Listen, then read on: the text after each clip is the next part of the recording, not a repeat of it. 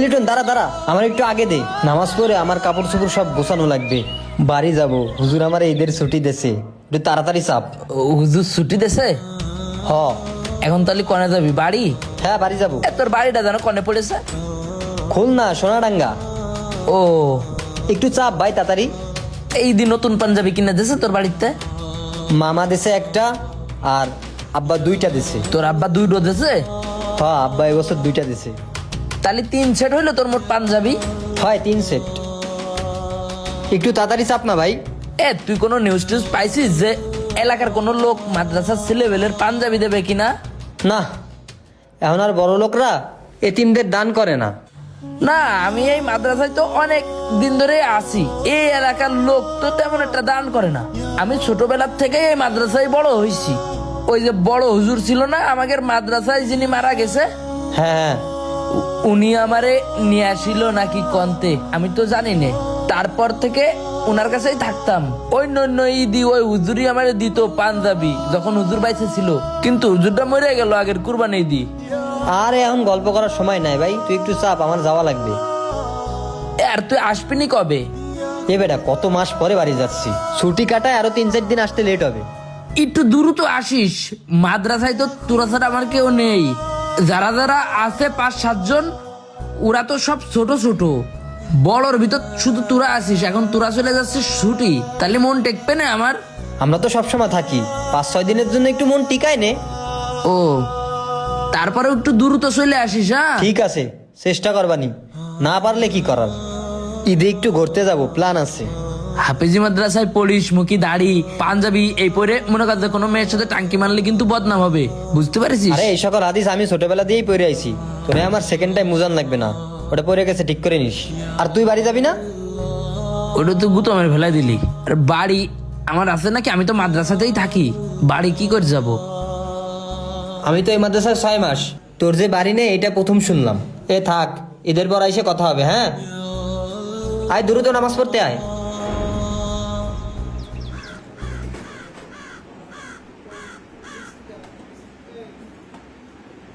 বাড়িতে গেলে তোর তো আবার শয়তানে বেশি ধরে, ছুটি পাইলেই আসতে মন চায় না। এভাবে চলতে থাকলে আলেম হবি কিভাবে? বড় আলেম হওয়ার জন্য কষ্ট তো করতে হবে, ঠিক আছে?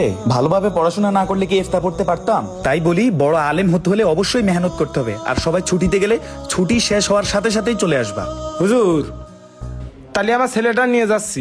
ঠিক আছে, ইনশাল্লাহ 5 ওয়াক্ত নামাজ মসজিদে জামাতের সাথে আদায় করবা, আর মায়ের সঙ্গে বাবার সঙ্গে সদাচরণ করবা এবং তাদের কাজে সহযোগিতা করবা। ঠিক আছে ইনশাল্লাহ? ঠিক আছে। মা বাবা যেন বদদোয়া না করে, সব সময় মা বাবা দোয়া দিবে এরকম কাজ করবা ইনশাল্লাহ। আসসালামু আলাইকুম। ওয়ালাইকুম সালাম। আল্লাহ হাফেজ। হাফিজ, তুই সেদিন আমার কাছে হাদিসের বই চাইছিলি না? আবার সিঁড়ি ফেলাইস না, পড়া শেষ করে বাড়ি থেকে আইনা আমারে দিস কেন? কিরে, সুলতান তো ব্যাগ গুছাচ্ছে বাড়ি যাবে। হ, দেখলাম তো। তুই কি যাবি না? যাবো, কালকে যাবো। ও, নাকি আমি জাতি চাইছি দেখে তুই জাতি দেরি করতেছিস? আরে না, তোর তো নিমুই। মজা হয় তোদের ওইদিকে ঈদি? কি কস, আমগো দিকে এত আনন্দ হয়? আমার সাথে গেলেই বুঝবি। আর সুলতান কি, হ্যাঁ আজকে চলে যাবে, এটা কোনো কথা? কইলাম কাল একসাথে যাব সবাই। আমার সাথে উজু করতে যায় দেখা হয়েছিল, বললাম কালকে যাস, কয় না আজকেই যাব। আরে ভালো কথা, আমি ঈদি যে তোগের এলাকায় যাব, যাওয়ার পরে কনে কনে ঘুরতে যাবিনি? অনেক বড় একটা মাদ্রাসা আছে, ওই মাদ্রাসার একজন আলেম আছে। প্রথমে যাই তো হেল্লোকে দেখা করতে হইব। বড় আলেম হইতে গেলে দোয়ার দরকার আছে না? তোরও তো ইচ্ছা বড় একজন আলেম হবি, ঠিক না? আর আমারও তো ইচ্ছা, তাইলে ও তোর বলতে তো ভুলেই গেছি, আমাকে এখানে অনেক বড় একটা মেলা হয়, ওখানে যাবো। মেলায়? হ্যাঁ, অনেক খাওয়ান দাওয়ানের আয়োজন হয় ওখানে। আচ্ছা ঠিক আছে, তাহলে যাবো। আমি তোরে খাওয়ামো। শোন, বড় হুজুর মরে যাওয়ার পরে কোনো ঈদই মাদ্রাসা থেকে বেরোতে পারি না, এই প্রথম তুই আমার নিয়ে যাবি। আমার ভাবলি খুব আনন্দ লাগতেছে। আজকে চল বাড়ি, হুজুর বললি তো আমাকে ছুটি দেবে, সমস্যা নেই। আরে না, আজকে পাঞ্জাবি ধুয়ে দিছি, ডিসিশন নিছি কালকে যাবো। আচ্ছা ঠিক আছে। আর ওই পাঞ্জাবি টাঞ্জাবি রেডি রাখিস তুই। হ্যাঁ, আমার কাপড় চুপড় গুজাই রেখে দিচ্ছি। আচ্ছা থাক তুই, আমি আবার একটু ওই হেফজোখানা যাইতে, হুজুর ডাকছে। হুজুর আসি তাহলে, ভালো থাকবেন। ঠিক আছে বড় ভাই, বাসায় সব সময় বড়দেরকে সম্মান করব ইনশাল্লাহ, আর ছোটদেরকে স্নেহ করব ইনশাল্লাহ। ঈদে দাওয়াত থাকলো। ঠিক আছে। আসসালামু আলাইকুম। ওয়ালাইকুম আসসালাম ওয়া রাহমাতুল্লাহ।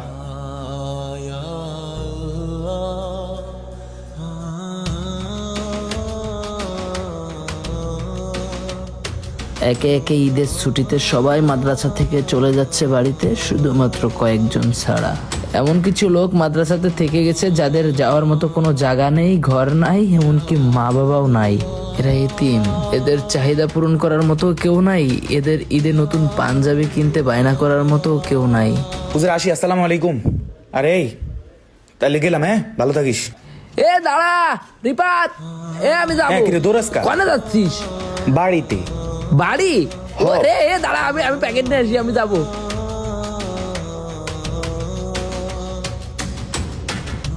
হঠাৎ করে ব্যাগ নিয়ে বেরোয় চলে আসলে, আমার কবি না তুই?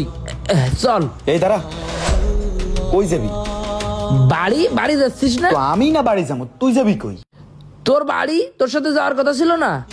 ওরে কথা ছিল, এখন যাওয়া যাবে না, তুই মাদ্রাসাতেই থাক, ঈদের দিন যাইস প্রয়োজনে।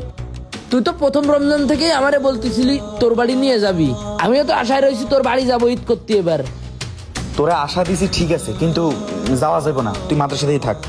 মাদ্রাসায় তোরা কেউ নেই, আমার মন টেকবে না, আমার একটু নিয়ে চল, আমি ঈদের দিনই চলে আসবানে লাগে। আরে ভাই, ঈদের দিন কেন? তুই গেলে তো 3-4 দিন থাকবি, সমস্যা নাই। হঠাৎ করে আব্বা ফোন দিছিল, আব্বারে কইলাম আমার সাথে আমার একটা বন্ধু আমাদের বাড়িতে যাবে, কিন্তু আব্বা কইছিল বাড়িতে নাকি অনেক আত্মীয় স্বজন আসবে, তোর বন্ধুরে বলিস ঈদের দিন গিয়ে বেড়াই আসতে। তাহলে শুন, তুই ঈদের দিন যাইস। হ্যাঁ বন্ধু, হ্যাঁ বল। বলতেছি তুই ওই যে 1 মাস আগে একটা খয়েরি পাঞ্জাবি বানাইলি, পাঞ্জাবিটা আমার একটু দিয়ে যাবি, আমি পর বানাই দিতি। আমার তো এই দিতি এই একটা পাঞ্জাবি ছাড়া আর নেই। না না, ওটা দেওয়া যাবে না, ওটা আমি ঈদের 3য় দিন পরবো। তোর তো বাড়িতে নতুন পাঞ্জাবি দিচ্ছে। ওটা তো বাড়িতে দিছে, কিন্তু আমার নিজের একটা চয়েস আছে না, ওটা আমার খুব পছন্দের পাঞ্জাবি, ওটা দেওয়া যাবে না তোরে। বড় হুজুর মারা গেছে দেখে, নাহলে বড় হুজুর প্রতিবার আমার পাঞ্জাবি দিত। হুজুর কুরবানিতে মারা গেছে, তারপর থেকে আর কেউ নতুন পাঞ্জাবি দিইনি। ঠিক আছে তাহলে যা। আচ্ছা, তুই ঈদের দিন যাইস।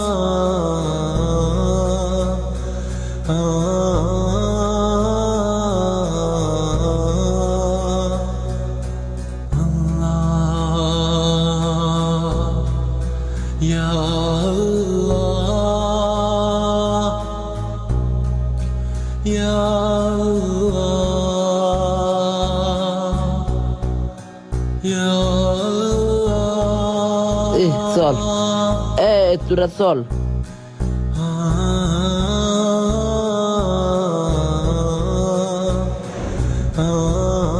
ভালো হয়েছে আমার বন্ধু নিয়ে আমারে, আমি চলে গেলি তো আবার তোরাই একা থাকতিস। আল্লাহ যা করে ভালোর জন্য করে, আমার পরে খেয়াল হয়েছে আজকে ঈদের দিন ক তাই না? ঈদ তুই যদি মনে কর বাড়ি থাকতিস কি করতিস? জানি ভাই, আমি তো বাড়ি যাইনি কোনোদিন, আমার তো বাড়ি নেই।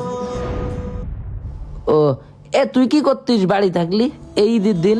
আমি তো জানি না, আমারও তো বাড়ি নেই। ও তোর তো বাড়ি নেই, কি কব। শোন, আমাদের এটাই বাড়ি।